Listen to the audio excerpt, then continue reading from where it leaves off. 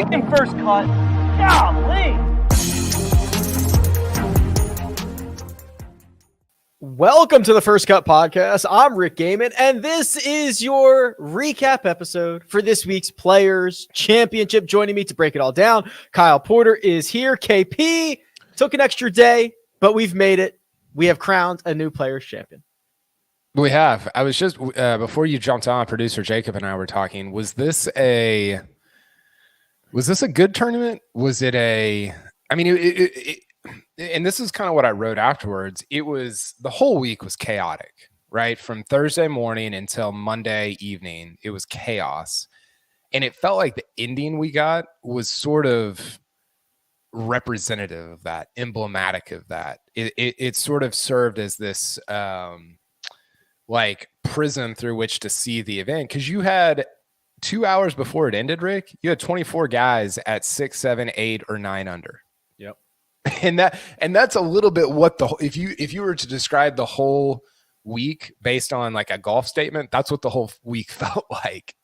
And the ending was great. We have a ton to talk about, but yeah, I don't leave the tournament feeling like I did when say Ricky won or Rory won or JT won.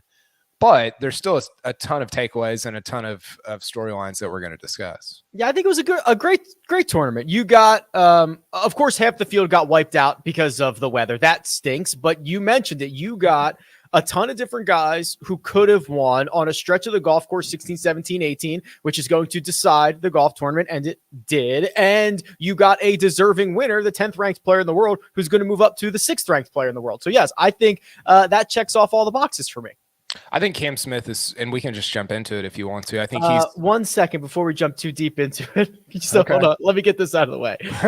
Could you describe this week as madness, Kyle? Because March Madness is upon us, and you can now join our bracket group. I've already put my bracket in. I'm not going to tell you who I picked to win it all, but my bracket is now live. Go to cbssports.com/firstcutbracket, compete against myself and Coach and Sia and Greg and Mark and KP, and the winner is going to get a $100 gift card to Paramount Plus. And start creating some groups, start creating some contests between you and your friends. You can win a chance to the 2023 Final Four. Again, cbssports.com/firstcutbracket.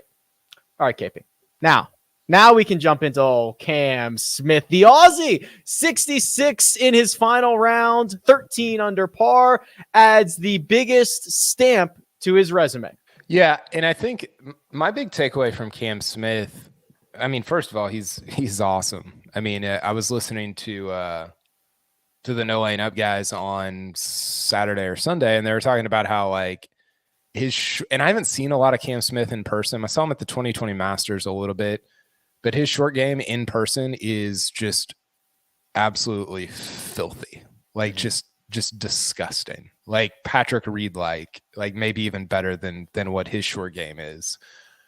And the thing that I was thinking about with Cam Smith, he's so different than the rest of your top 10 players. Everybody in the top 10 looks the same. They hit it 330. They hit these like massive towering long irons, and they have pretty good short games, right? Like they can putt it a little, they can wedge it a little. It's the modern like TrackMan Dustin Johnson player.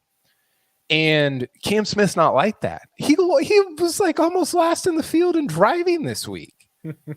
And he wins the tournament because his short game is gross. I mean, he 13 one putts on Sunday or Monday, the final round, whatever day we're in. 8 of 9 on the back 9, he one putted with $3.5 million on the line. I mean, I think there's something to be celebrated in there that is not just like he's just different. Like he has a different look. He kind of has a different like vibe and style, and then his actual game is very different than all these other guys that we talk about. And I love that because I think variety makes sports and specifically our sport super interesting. It's like if Reed didn't have all the baggage, Reed would be like super fun to root for.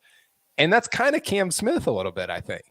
Yeah, we talked about this a couple of weeks ago when we looked at the top 25 players and how they gain their strokes, and 22 of them are ball striking guys, and Cam Smith is the best guy who doesn't do it in that way. He does it with the short game, 11 and a half strokes gains putting over the course of the week, the most of any player ever at TPC Sawgrass, or at least in the Shot Link era. And KP, I was watching a short game, and there's I don't know who said it. It was a couple of months ago, but they described Louis Oosthuizen's swing as a door opening and a door closing. I think it was Faraday. Yeah. Okay, which to me just says it's so efficient. There's no wasted movement. Like, that's when he said that.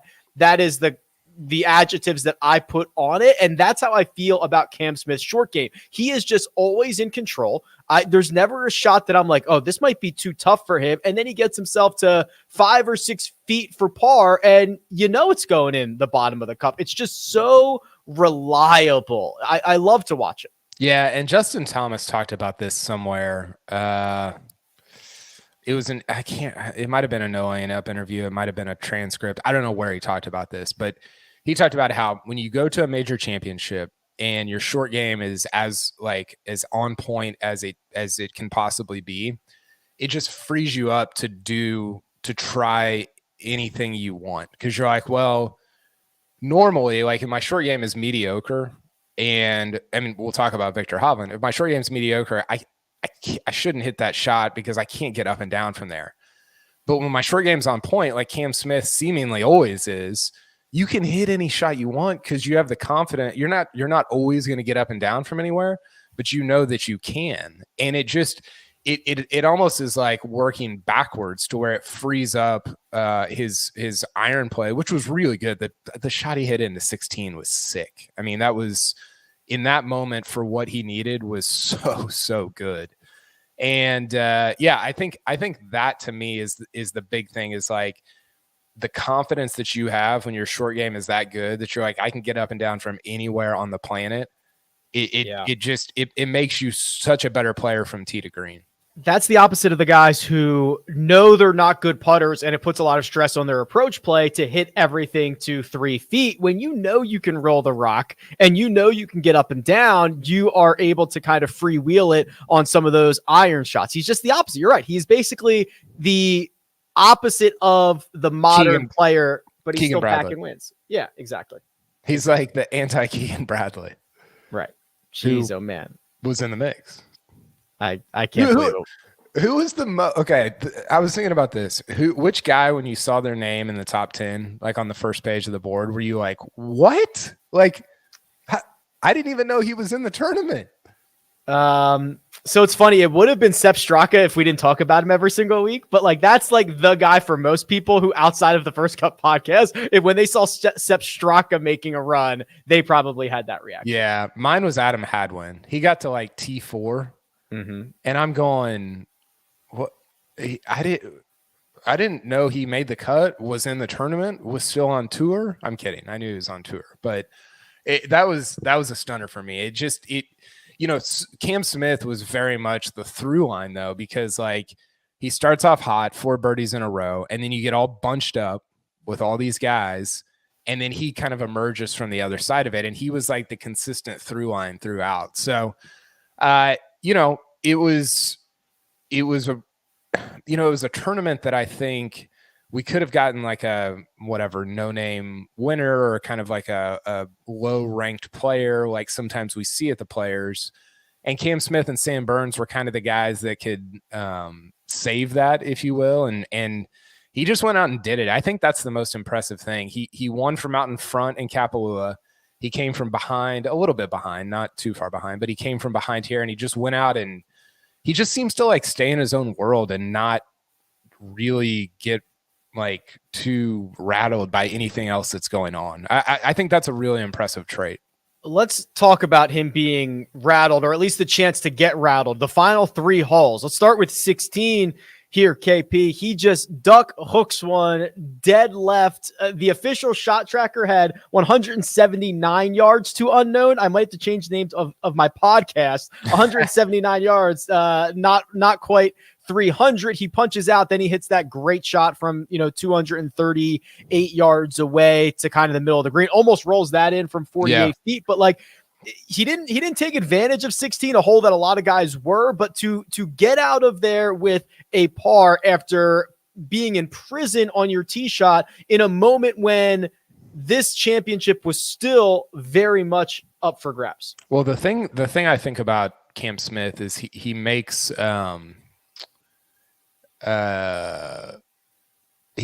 really like decisive decisions. Mm-hmm.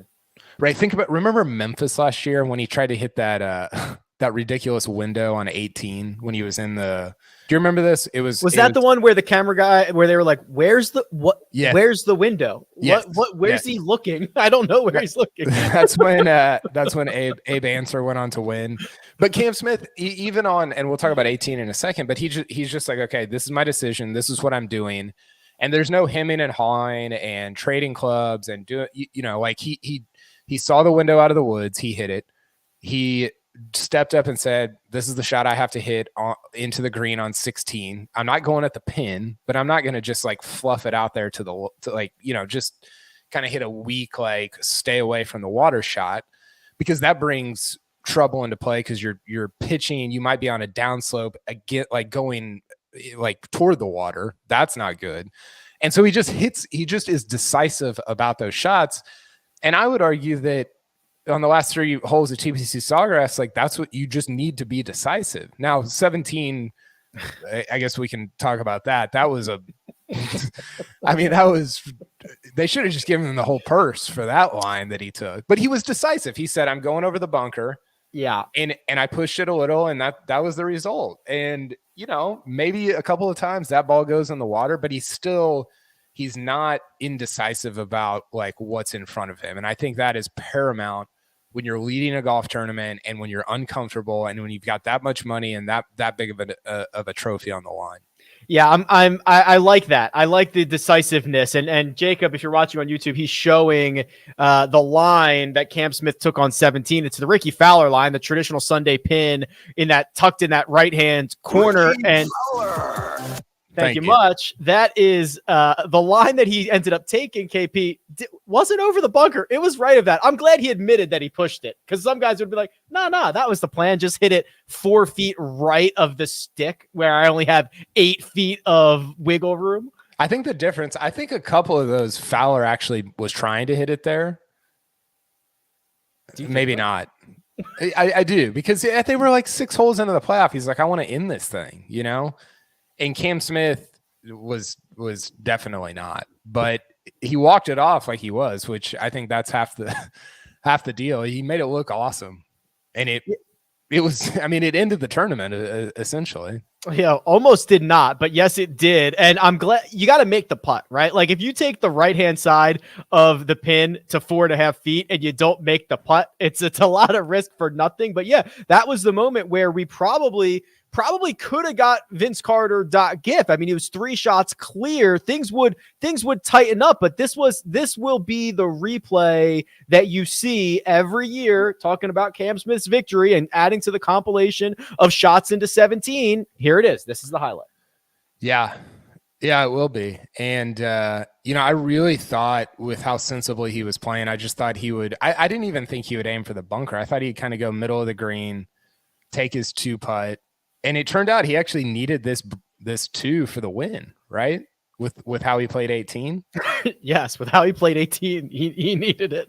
So he kind of like accidentally, birdied his way on 17 into victory. But I don't know that that's the shot. It will be. You're right. It will be the shot that's shown in the future. The gold man will be he'll be hitting that shot for Cam Smith.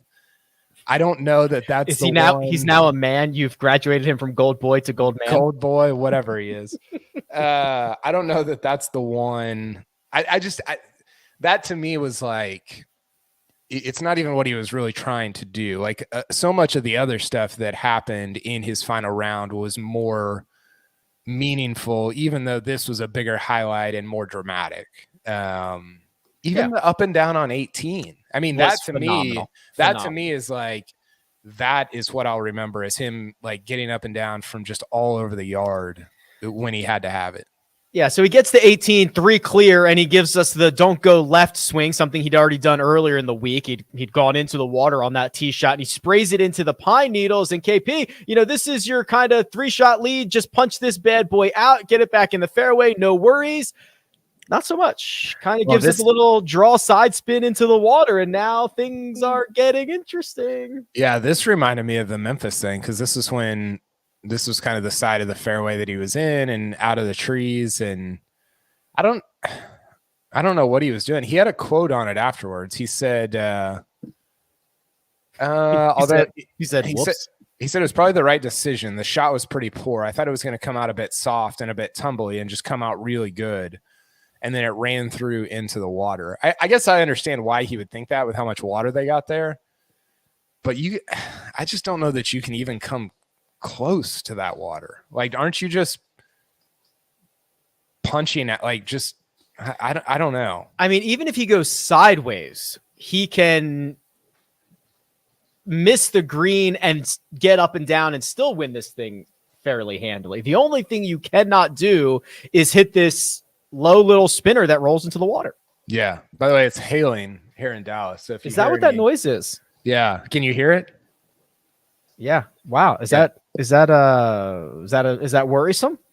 I mean, it's not. It doesn't feel great. I'm gonna play through it, but okay. Let us know if we have to blow the horn or something. Get Slugger out here and it was not ideal. But again, like, I do wonder what you're thinking. Like, is he thinking, okay, of course he's not thinking I'm trying to hit this in the water, but is he in the back of his mind, is he like, if I do hit this in the water, I can get up and down from 55, 60, 65 yards, no problem. This is a pretty easy pin. It's a little bit of a funnel down there.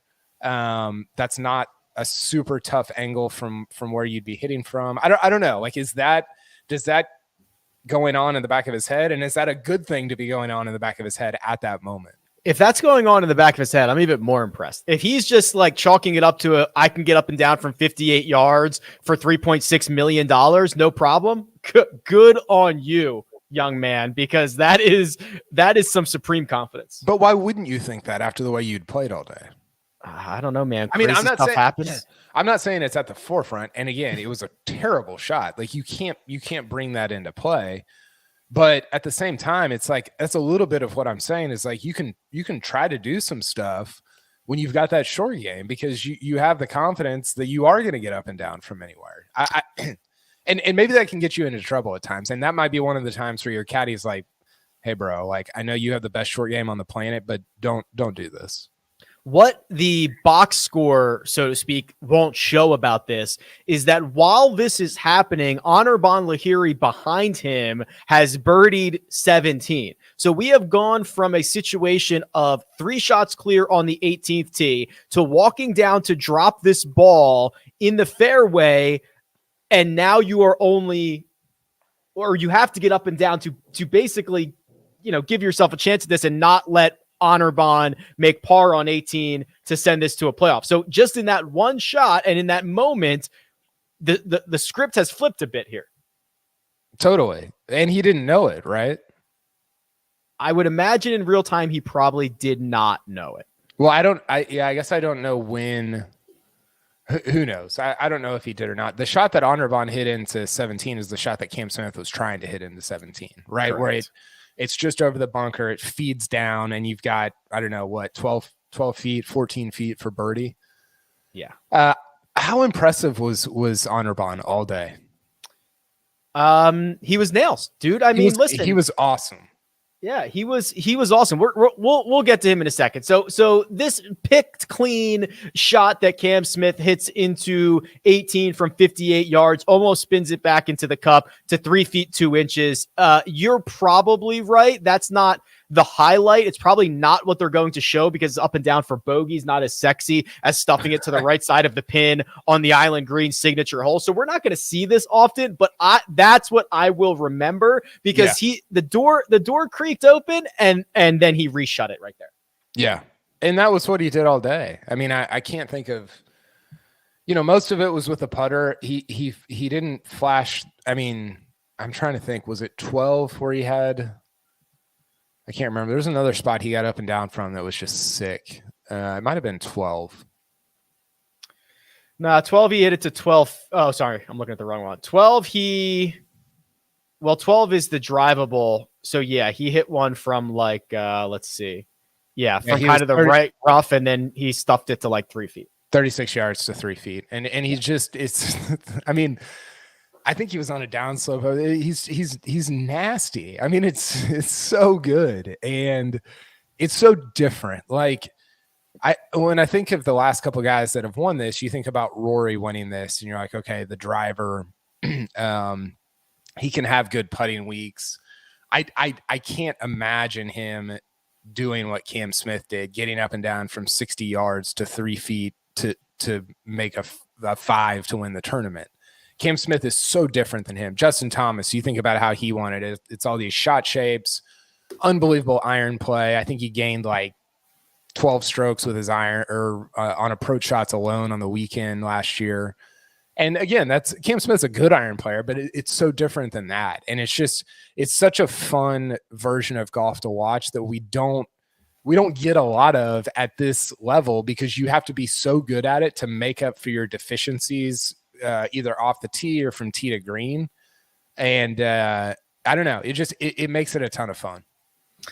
$3.6 million is the payday for Cam Smith. He will probably not be looking for a new job anytime soon. But if you're looking to hire, LinkedIn is the place to be. 2022 is looking up. New beginnings means new opportunities to grow your business. And if part of your strategy is adding new members to the team, LinkedIn Jobs finds the right person quickly. And to make things even better, your first job post is free. LinkedIn Jobs is how I got hired, KP. Here, that's how Jacob found me. Did you know that? Is it really? Yes, it is. I did not know that. No, it's not, but I would have been, because LinkedIn is an active community of professionals with more than 722 million members worldwide. You can manage job posts and contact candidates from a single view on the familiar LinkedIn.com as it functions now as a streamlined dashboard onto one simple screen. You can do it all from your mobile device. So when you're ready to make that next hire, find the right person with LinkedIn Jobs. And now you can post a job for free. Just visit linkedin.com/first. Again, that's linkedin.com/first to post a job for free. Terms and conditions do apply. Anirban Lahiri. I would assess his final round performance as nails.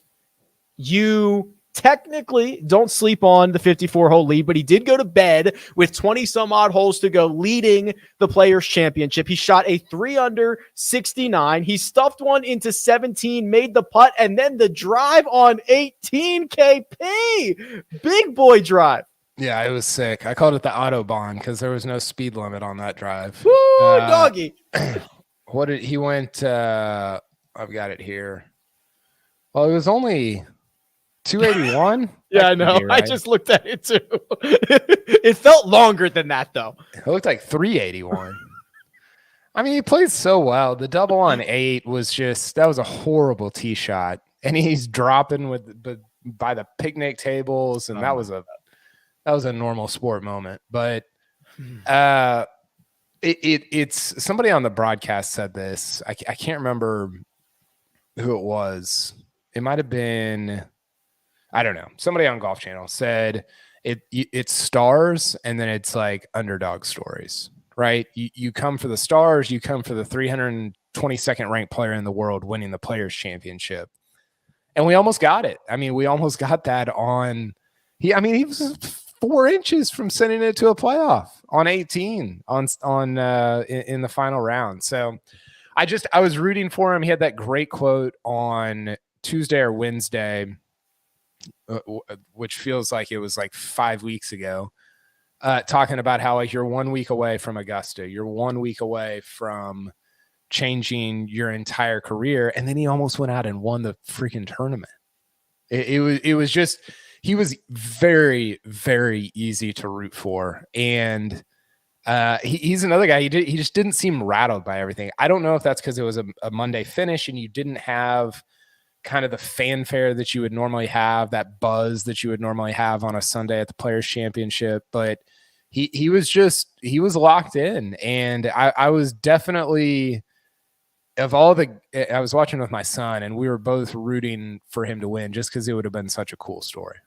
Yeah, it would have been. I've got a couple of thoughts here, but Jacob, do we have the tourcast from Anirban on number 8 here? Yeah, look at this. Boom. He is literally hitting from a picnic table over there. It's the graphics have it, and they don't even give him enough credit because he didn't go through these trees, KP. He went over these trees, didn't he? Well, and the patrons over there that were eating their little, sandwiches or wraps or salads or whatever they were, they didn't want to move. I was like, what are you guys doing? You got to get out of the way. Yeah, they did not care at all. They literally thought, I don't know what they thought was going to happen, but they were just tucking their nappies into their collars and having a nice, beautiful little Monday lunch. Yeah, a little tea, some maybe egg salad sandwiches. I don't know what was going on over there, but this was his only bogey or double of the day, and it ended up costing him the tournament. He had so many opportunities to kick it away. I don't know how many. Well, I've got it right here. He made a 14-foot putt on 11. That was for eagle.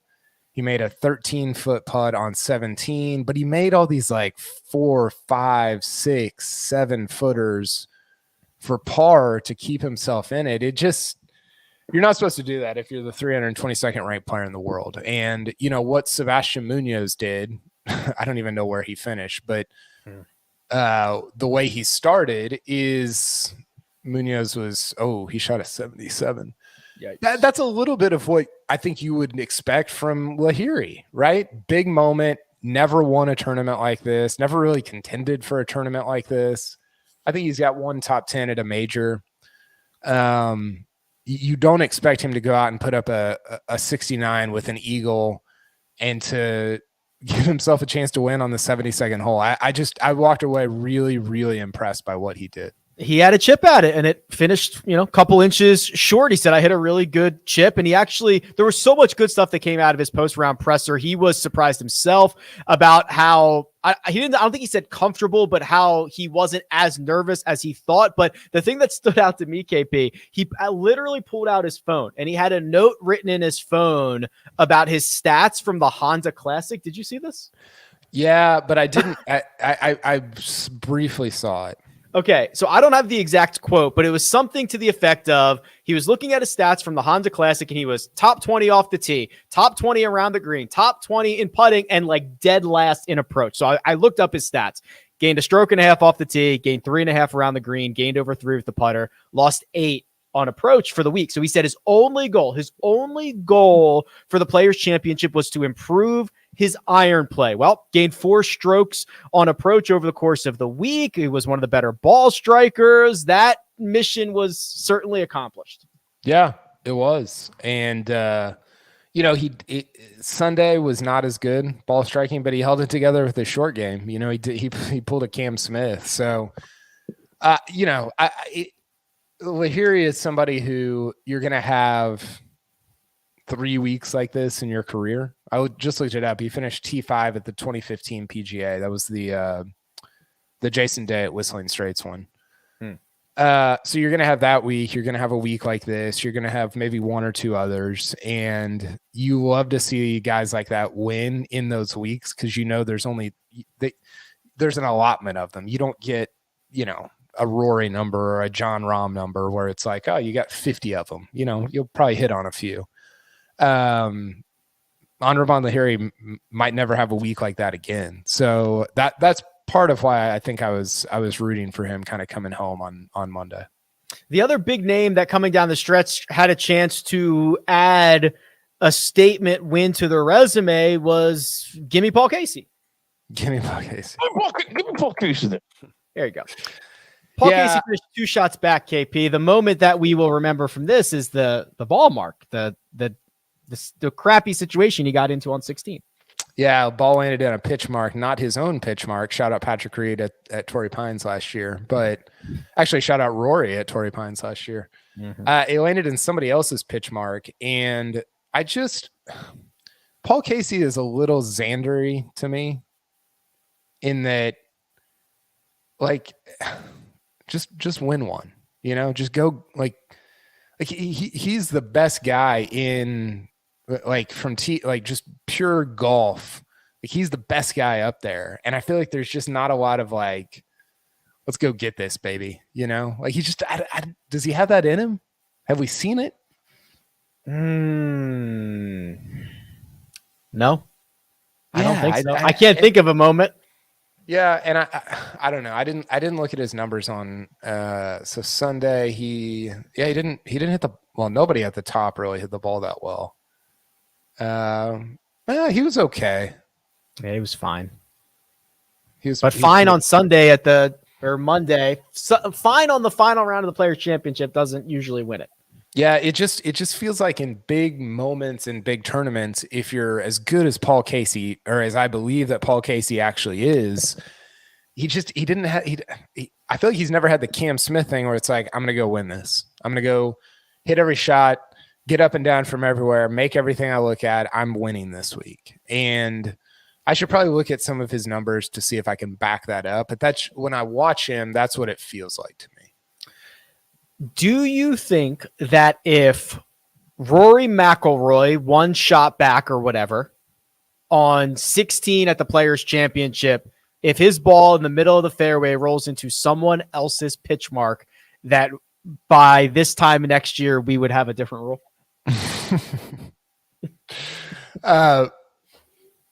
Hold on real quick. Let me figure this out. Okay, going into final rounds, this is Paul Casey from 2004 to 2022. Going into the final round of events in which he was in the top 5. Mm-hmm. His expected wins going in were 12. So 12 expected.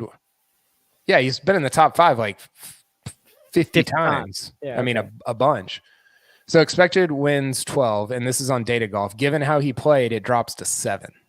Eesh. That's so not play good. Alone loses you 5 wins to expectation. 5 expected wins. His actual wins is 10 in that time. So that's a bunch of European Tour stuff also. But I think that's a little bit of what I'm getting at. If you stay like level or maybe drop a little or go up a little, that's fine. But you're dropping that much, almost half of like your expected wins.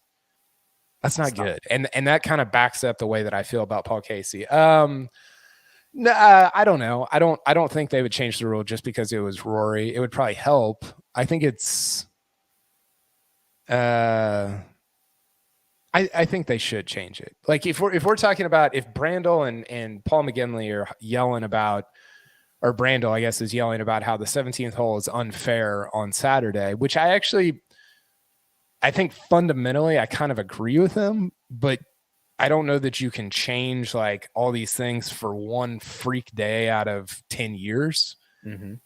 But the rolling into a pitch mark or a divot, that's like happens way more often, and it's just as unfair, right? It creates just as much unfairness. I think that's an easy rule change. It's objectively unfair, and I don't really care. I'm not the fair police. I don't really care about the waves and the wet. Like I saw some tweets that were like, well, what if we just take the top 33 players from each wave to make the cut? I was like, that's crazy. I don't know how I feel about it. That's crazy. But like, I'm not that far into fairness here, but it's just inconsistent. They can tamp down spike marks. They can remove imperfections on the greens kind of with their putter because they want to allow golfers to play in the same conditions throughout the day. That's not what Paul Casey was granted in the middle of the fairway. Freaking Zach Johnson can take a practice swing, hit his ball so this 40 yards and just put it back on the tee. This bothers me because so the rule, I think the argument is like, well, it's about intent, right? He didn't intend to drive the ball. Well, when and this is the one I brought up on Twitter, when Maverick McNeely grounds his club behind his ball at Pebble and the ball rotates like 2 millimeters, he didn't intend to like move that ball. Like Right. I don't understand. And if you want to leave that as the rule and make the Zach Johnson thing like a live ball, then do that. That's fine. But they're not equivalent. Like they don't. It doesn't match up. It doesn't add up. And that to me is like there's. And I think this is what you're getting at. There's all these inconsistencies throughout, just because it feels like the rule book has kind of been piecemealed together over the last 150 years. For sure. And they also, we do play, it's weird, right? Because they almost want pros and amateurs playing by the same rules, which is not, to me, that does not have to happen. The pros can play by any number of rules that they want, that the amateurs do not. The other thing is people will always say, well, how do you know if it's a divot in the fairway? What if it's mostly grown back? And my answer is always, if you have to ask, it's a divot. And you get your relief. You don't get to clean your ball. You pick it up with 2 fingers. You move it 3 centimeters to the right or 3 centimeters to the left, and no one has gotten an advantage and no one has gotten a disadvantage. Make you the rules czar. Thank you. Which, by the way, like the pros and amateurs playing the same rules. What are we doing? Like, I heard somebody talking about this. I can't remember where or who said it, but they were like, listen, like PGA Tour golf is like a different sport than what Rick and Kyle are doing on a Friday. For sure. It's not even like we're playing, like we're doing the same motions with the same equipment or whatever, but it's like different like worlds. It's like like not even like how good they are versus how good we are, but like the way everything happens and all of that. Like I don't know. Like I'm tired of the it's got to be like this. Charlie Hoffman was talking about the country club rules or whatever, and it's like, well, what are like we're talking about like just totally different things. And this is the argument for like, I don't know why we're talking about rolling the equipment back after the Players Championship, but like you're already playing a different sport. Just roll the ball back, roll the equipment back. It's not going to affect. I'm still going to buy your Callaway TaylorMade Titleist driver. I got to get all the companies in there in case they want to sponsor us at some That's point. Right. Good call. Strixon, Wilson, PXG, Ping. Just I don't know, that it makes me crazy. Like it seems so dumb that we have to like keep everything like lined up for both pros and amateurs. We're already playing different sports. Like just change it. Just change it. That's our new motto around here. Speaking of rules, little bit of a kerfuffle. Yeah, it was great. DB was not necessarily straight vibing when he hit his ball into the water on 16 and walked to where he thought he should get a drop, Kyle. And quickly, Victor Hovland and Joel Dahmen did not necessarily agree where Berger was attempting to take the drop. If you have not gone back, or now it's actually on Twitter, I believe PGA Tour Live tweeted out the full exchange here. It is a fascinating exchange between 3 golfers trying to decide where Berger should drop, and 2 of them are in agreement with one another, and Berger does not agree. No, he does not. And I think you went back and watched it. Yes. I did a couple not. Times. And so I don't know where it crossed. I don't know what happened. All I know is that if Victor Hovland is confronting me about something, then whatever he says goes, because that dude is not going to be confronting. I mean, he gets all the benefit of the doubt in that situation, right? 1,000,000%. As a Victor, a friend, there is no chance in the world he is trying to pull anything. He is the most honorable guy. If he was even 99% sure, he'd be like, you know what? Maybe Daniel, maybe you are right. If he is adamantly standing up for this, as he described after his round, protecting the field, I'm positive he's right. Yeah. And I don't know that Berger was trying to like get away with something, but he did too. Yeah. I think it's just, I don't know. It's like, it's super fun because of the content that it creates for Twitter and for us to talk about. I think stuff like that probably happens, not often, but I think it happens, and it's just not that big of a deal. Like, guys get into it over that, and then you kind of move on. Like, somebody was talking about, the handshakes afterwards. I went back and watched their handshakes.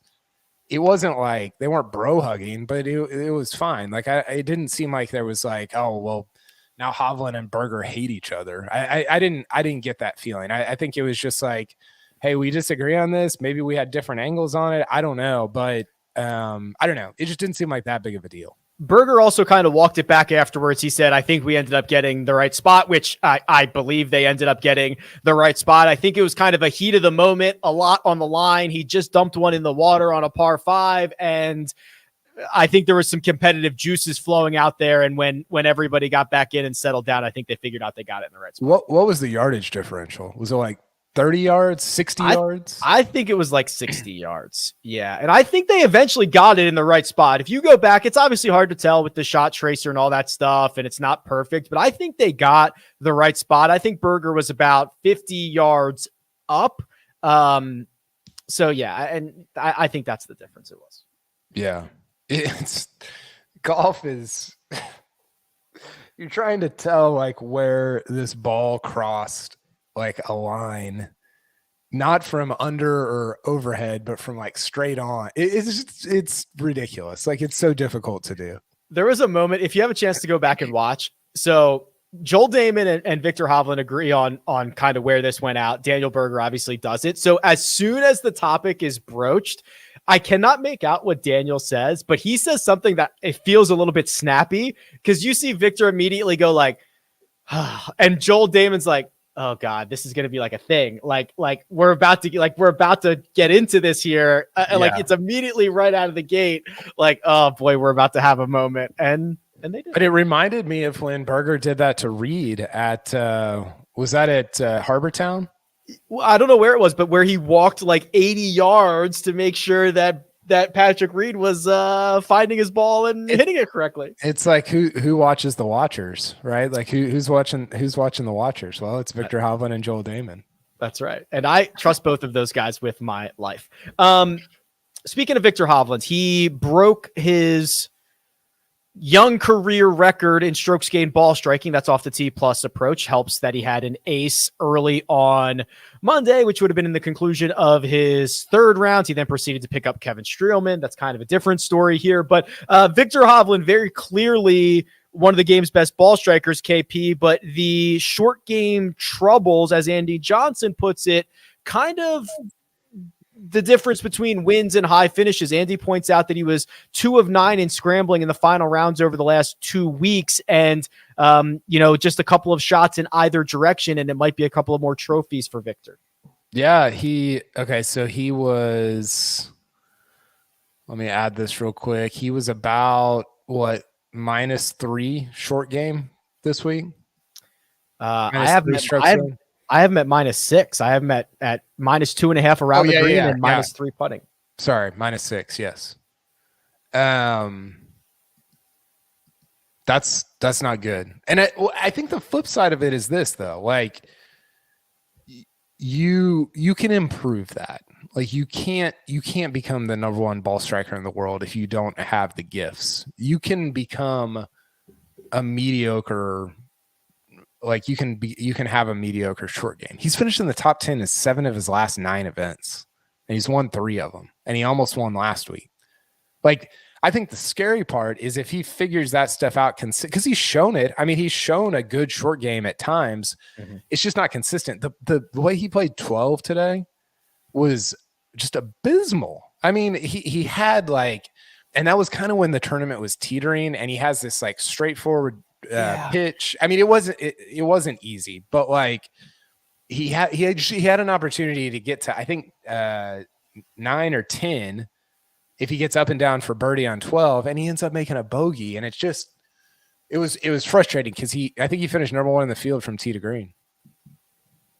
He almost certainly did. He finished, yes, he did, just ahead of Keegan Bradley and Eric Van Rooyen. Yeah, and that was, the shots aside on that short par 4, that was the momentum spot. That's the spot where, yes, the guys at the top were struggling. Victor was charging. If he puts another one on the board there, you might have a different outcome, and he walks away with a bogey, and now it's like the momentum train has stopped at the station. Well, it felt like an inflection point in the tournament, in the final round. It really did. And to see the way he played, it was super. It was a bummer because, I mean, yeah, at one point he was, I think he played 20 holes and 9 under because he made 2 eagles on the front 9 on Sunday or Saturday and Sunday, whenever he finished his third round, or Sunday and Monday, I guess. He made the 1 on 8, and then he plays the front 9 again to start the 4th round, and he plays it in 4 under. And then he plays it in 3 under, and then he birdies the first 2 on the back or something like that. He was like 9 under through 20 holes, and you're like, oh my gosh, like this is happening. Like Victor Hovland's going to go win this tournament. And then 12 was just, and he kind of bounced around after that. But 12 to me was the turning point for him. Yeah, lots of top finishes, lots of victories. He is a staple on top of the leaderboard. Have you ever seen a golfer pick up another player in their group before, like Victor did to Kevin Struman? No, that was really funny. I was thinking, okay, now do Sung Jae, who was also in that group. Just lift up everybody in the group. Yeah, Sung Jae might be a little tougher. Yeah, smart to go for Streels there. Dustin Johnson, the backdooriest top 10 this week, because he tied the course record 63, which included 5 birdies and an eagle on his second 9, and his final hole of the day, number 9, he pitched in from 66 yards out. It does not get any backdoor top 10 more than that. So he actually, I think, more impressive than the 63. He gained more strokes putting on Sunday than Cam Smith did. Wow. Okay. So he starts on 10. He makes a 2-footer, 3-footer, 5, 1, 1, 1, 8, 1, 17 on the 18th hole. Then it gets crazy. 23-footer on the first hole, 42-footer on the second, 13, 3, 9, 9, 10, 6, and then he holes out on 9. Not bad. I think he was like 5 strokes gained putting. 4.7, and he didn't even putt on one of those holes. That's pretty crazy. And yeah, he gained he probably had the round of the week, right? 8.6 strokes gained. That would have, I'm just clicking through each round. 7.5 EVR in round 2. Rounds of the week. Rounds of the week. Yeah. And he, I wrote this in my grades column afterwards, but he hadn't really played that well at TPC Sawgrass, and he hadn't played that well overall over the last year or so. I mean, for him, he's still whatever. He's fine, but I'd like to see him clicking going into Augusta because he's so good at that place. And it's just more fun when like DJ's playing Augusta really well, which, by the way, Cam Smith at Augusta. Okay. So that was the perfect bow to put on this. And then we'll get to our best bets and one and done and all that stuff. Is the way this always works is we look ahead to the guy who wins a big event for the next major championship. In this case, it's the Masters, and Cam Smith finished T2 there in 2020. What did he do in 21? T10s. He's got back-to-back top 10s. He was T5 in 2018, I think. There you go. I mean, so here's what I would say.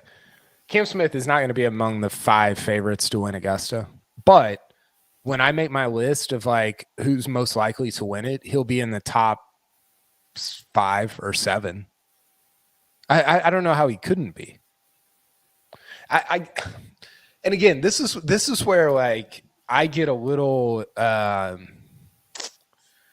weirded out, but like this is tricky for me because I look at his numbers and you're like, like overall it looks great. From tee to green, you're like, I don't know, like I don't have a ton of confidence in it, but like, do we just put him in this other category of where it's like, hey, it doesn't really matter because he's that good around the greens and with his putter? Yeah, I think you have to. I mean, when you're a top 10 player in the world and you're kind of a short game specialist, it's a little bit scary. But if we didn't know off the tee approach around the green and putting existed, if we just looked at strokes gained totally, it'd be awesome. Right? Which should really be all that matters. Which, yeah. And he's played well at Augusta. So I think I legitimately think Cam Smith can win the Masters this year. I agree with you. And because there's no reason to not. He's got the 3 great results in a row. He's got this massive victory here, and he seems to be getting better, which you can't always say about a lot of guys. I think the trend line for Cam Smith is still kind of up and to the right. Yeah. Yeah, it's exciting. Anybody else you wanted to talk about or anything else you wanted to discuss about before we get to the one and done stuff? I'm looking through the leaderboard here. I guess we'll talk about John Rahm when we get down there. JT was a little disappointing from JT, 72, right? After just that magic, every shot that he had in the arsenal, 69, 3 under in just horrid conditions. And he was still inside the top 15 on the wrong side of things and just lost ground both days over the final 2 rounds. That was a little bit disappointing. It felt like a 3 under 64. Yeah. On Saturday. Yeah. I mean, he hit every shot. It was filthy. It was just a ball striking bonanza. And he didn't, I don't know. I didn't really see much of him today. He wasn't on TV that much because he wasn't playing very well. But yeah, I thought he was disappointed. What was his overall, he was okay. So he was like a 0 putter. He didn't hit the ball as well on the other days. So it's just so hard to recover from that draw too. Yeah. A lot of the big boys got wiped out by that, which I thought, it happens. And we talked about that last week is like, this is a course or this is a tournament where it's got a lot of variance. It's got a lot of randomness. And you see guys like Morikawa, Cantlay, Spieth never plays well here, but you see Brooks Koepka shoot 81. It's a really, it's not getting easier to predict. Like we'll be talking this time next year and it'll be like, I have no idea. Like, right. We didn't learn anything from this year. 2022 did not help me figure out like who's going to play well at the Players Championship in future years. And that makes it fun, I think. But it just makes it just so extraordinarily difficult to predict. Seb Max in the chat says, imagine if Keegan won. That's a major, a WGC, a playoff event, and a Players Championship. Big game player. And Ryder Cups. Could you imagine? There was a moment I thought it was happening. Well, somebody was talking about how if he won this week, he could be a Hall of Famer.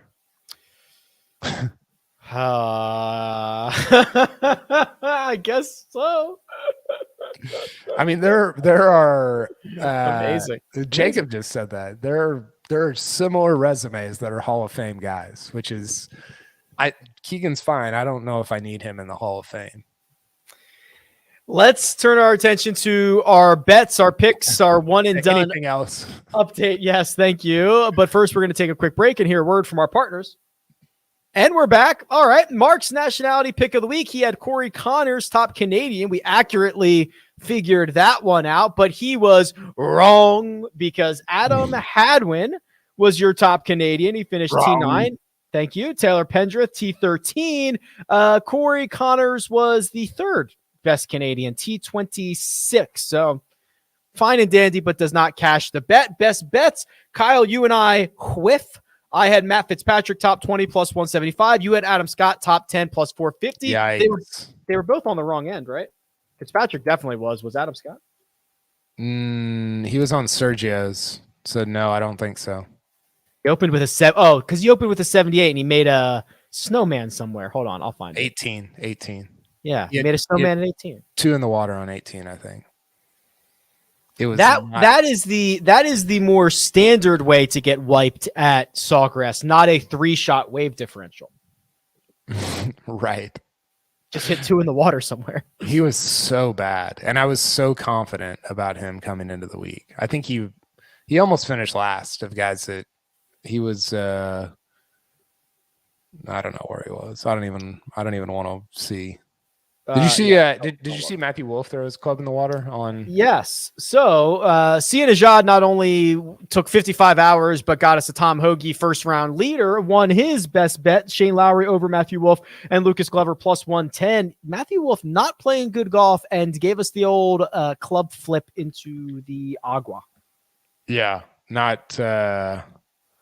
Adam Scott finished at 4 over, so he only missed the cut by 2.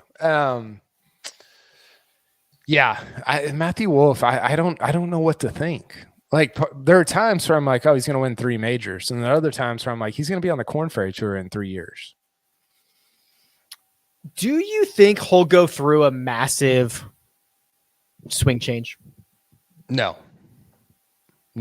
I don't think you can. I think you're screwed if you do that. I tend to agree. I just think that when you have a very unique swing and it might not be working, there's going to be a lot of pressure by a lot of people to change it, right? Like if Jim Furyk wasn't a Hall of Famer, people would have been trying to change that swing for a long time, right? It gets it done. If it's not getting it done and it's the most unique swing, that's when you start feeling the pressure. You start hearing the voices from these coaches that say, oh, come on, we'll change this, we'll change that. You'll be great. I don't know if he should. He probably shouldn't, but I just know that's got to creep into the back of his head every once in a while. Yeah, I think you have to hold on to the fact that you finished top 5 at 2 majors, to start your career. You won early on. It's just, I think for him, it's more mental than it is physical. I think. I don't know. I'm shocked though. I covered him and Hovland in college a little bit at Oklahoma State, and I'm not shocked that Hovland's better necessarily. I'm shocked at how much better he is, because in college, those guys were, Wolf got all the headlines because of the swing, and he was like super engaged. Like he had like a kind of an aura about him, but their numbers were like exactly the same if you look at kind of their last year at Oklahoma State. And so I'm just shocked that Victor Hovland's like, he could have become the number 1 player in the world today. And Matthew Wolf he's been good, but Hovland's just been so much better and so much more consistent. It's probably all mental, honestly. This is going to sound weird, but I kind of hope so, right? I kind of hope that it is just mental and he can get it all sorted out and he's back to firing darts and hitting bombs and winning birdie fests and all that stuff. Yeah. I think that's on the table, but I think it could go the other way too. Professional golf is weird and difficult, and you have to be a pretty unique cat to thrive in it. And hopefully he figures it out. One and done. Oh boy. So I want to leave this segment. No. 20 million bucks on the line. 8 selections. We earned a combined $92,400. We got the outcome that we wanted, which was the 4 guys at the top of the one and done and the fans all got wiped by Colin Morikawa missing the cut. KP, I had Patrick Cantlay who missed the cut, which was probably one of the arguably worst missed cuts of the week because he had the right side of the draw and he's Patrick Cantlay and he should go out there and play well. But you and Sia in the catbird seat with John Rahm only got $46,200. It's disgusting. I'm disgusted. He made a 9 today. Yes, so which is his highest score ever. He's never even had an 8 on the PGA Tour, but he made a 9. I forgot to tell you this. I actually said last Sunday that I was going to let my kids pick for me. Oh no. Who'd they pick? Cam Smith? No, I did. They picked John Rahm. Oh, okay. And I forgot to say that on Tuesday. So they picked John Rahm, and it sounds like I'm blaming them now. That's who I wanted to pick. So I was glad that they picked him. And so my son would come in every 10 minutes and be like, where's he at? And on Sunday at one point. I think he was like T6 or T7. He was charging. And he comes in today and he's like, where's he at? I was like, he's T60. And he was like, he was just in 7th. And I was like, yeah, I know. I'm with you. I got it. I mean, just the worst tournament. I mean, I guess I could have picked him for the fortnight in September, and that would have been worse because he missed the cut. But just I don't know what I would have done differently. It worked out. It worked out perfectly. Morikawa misses the cut. All the other clowns pick him, including all you clowns in the chat. Good. Stir it up. Good. And Rahm just lays an egg on the final round. 77 in the final round. Just horrible. So the big winners are really the guys at the top who did not get chased down, although they used Colin Morikawa. Now, quick scheduling update for the week. Obviously, we're off track. It's Monday. So here is what we are looking to do. The DFS show will happen on Tuesday. The mega preview pod for the Valspar will happen on Wednesday. So the fan vote one and done selection for the Valspar will be due Wednesday morning. You got to get it in earlier than that because that's when we're going to announce it all. The link is already in the description. So if you're listening to me talk right now, you can go vote for the one and done for Valspar. Highly suggest that you do that. And then KP, we are back to a normal schedule on Thursday with round by round recaps. So we are just rolling through. No days off. No days off. Let's do it. I'm sure people really care about our content creation complaints. That's awesome. Now it was a fun week and a great field this week, whatever week we're in. And Masters is in 24 days. Stop. 24? 24 days. It was 49 just like a bit ago. Like 3 days 25 days ago. when the players started, it was 49 days. Now it's 24 days. Oh, what a weird week. What a weird week. I'm glad they got it in on Monday and this didn't have to spill over into Tuesday morning. For sure. Yeah, that would have not been I would have given up on the tournament at that point. All right. That'll do it. We'll see everyone for the DFS show on Tuesday. Mega Preview Pod Wednesday. Producer Jacob does all the hard work behind the scenes. That's Kyle Porter. You can find him on Twitter at Kyle Porter CBS. And you can find me at Rick Run Good. This has been The First Cut, and we'll catch you next time.